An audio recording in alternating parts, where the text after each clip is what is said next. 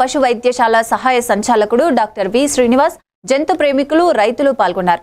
Doctor Srinivas చెప్పారు, ప్రతి ఏటా రాబీస్ వ్యాధి కారణంగా సుమారు 6,000 మరణాలు సంభవిస్తున్నాయని, ఎక్కువగా 15 నుంచి 20 ఏళ్ల యువతుల్లో ఉంటుందని, వీటికి కారణం వ్యాధి పట్ల అవగాహన లోపం, వీధి కుక్కల అధిక సంఖ్య కూడా సమస్య అన్నారు.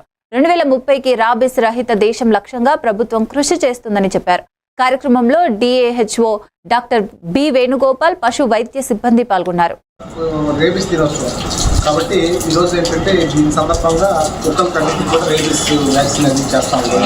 అసలు రేబీస్ వ్యాధి అంటే ఏంటి, దానికి సంబంధించిన లక్షణాలు ఏంటి, దాన్ని రాకుండా ఉండాలంటే ఏం చేయాలి ఏంటి అనే దాని మీద కొంత అందరికీ కూడా అవగాహన ఉండాలనే ఉద్దేశంతో ఈరోజు ప్రపంచవ్యాప్తంగా ఈరోజు రేబీస్ డేని నిర్వహించుకోవడం జరుగుతూ ఉంది.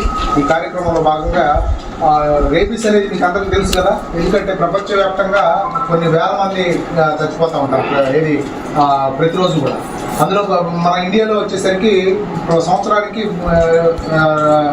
ఈ సంవత్సరం 5,700 మంది రేబీస్ వ్యాధిన బాధపడి చనిపోయారన్నమాట.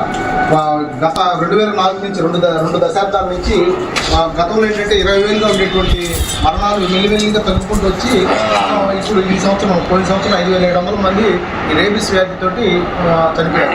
ఎందుకంటే ఈ మరణాల్లో కూడా ఎక్కువ మంది ఏంటంటే 15 సంవత్సరాల పిల్లలు, 15 నుంచి 20 సంవత్సరాల మధ్యలో ఉన్నటువంటి పిల్లలు మాత్రమే చనిపోతున్నారు. ఎందుకంటే వాళ్ళకి సరైన అవగాహన లేక, ఈ రేబీస్ కలిసినా కానీ వాళ్ళ ఇంట్లో పేరెంట్స్కి చెప్పకపోవడం, ఇట్లాంటి కారణాల వల్ల మరి సరైనటువంటి జాగ్రత్తలు